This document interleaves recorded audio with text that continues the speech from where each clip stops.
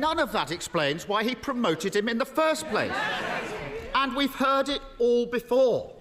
We know who he really is. Before he was found out, he's reported to have said he's handsy. That's the problem. Pincher by name, pincher by nature.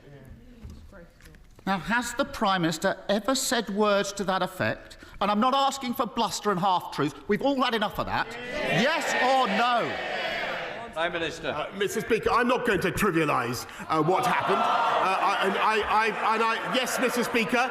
Yes, Mr. Speaker, I'm not, because there's very serious complaints have been raised against the member for Tamworth, and they're now being investigated, Mr. Speaker. It is true that a complaint was raised when he was in the Foreign Office, and the matter was resolved. It's absolutely true. It's absolutely true, Mr. Speaker, that it was raised with me. I greatly regret that he continued in office, and I've said that. I have said that before, Mr. Speaker. I have said that before, Mr. Speaker. But it is now the subject of an independent investigation, and that is the right thing, Mr. Speaker. And frankly, I think the people of this country would like also to hear. They would like also to hear about other jobs that are held by people in this country, not least the 500,000 people who got off welfare into work in the last 6 months alone, Mr. Speaker. Those are things that are making differences to the lives of people up and down the country, and I'm proud of it.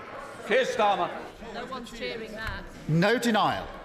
And he says the matter was resolved when he means it was upheld. Exactly. And they're all sitting there as if this is normal behaviour. Exactly. When that young man reported his attack to a government whip, she asked him if he was gay.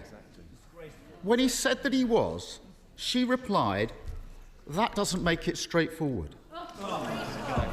That comment will sicken anyone who's experienced sexual assault and then be made to feel like they somehow asked for it, or who worry that prejudice means their complaint won't be taken seriously. Will he apologise for those disgraceful comments on behalf of his government?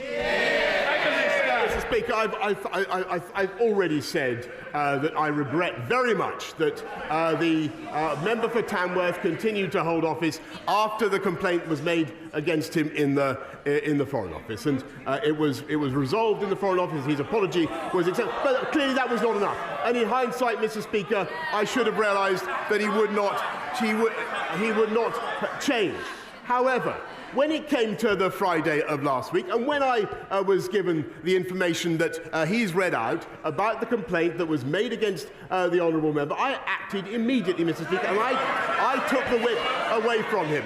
And we will not tolerate that kind of behaviour in this or any other party, Mr. Speaker. And what we also want to do is to help people up and down the country with the things that also matter to them, like cutting their taxes, Mr. Speaker, by £330 this year, which is what we're doing.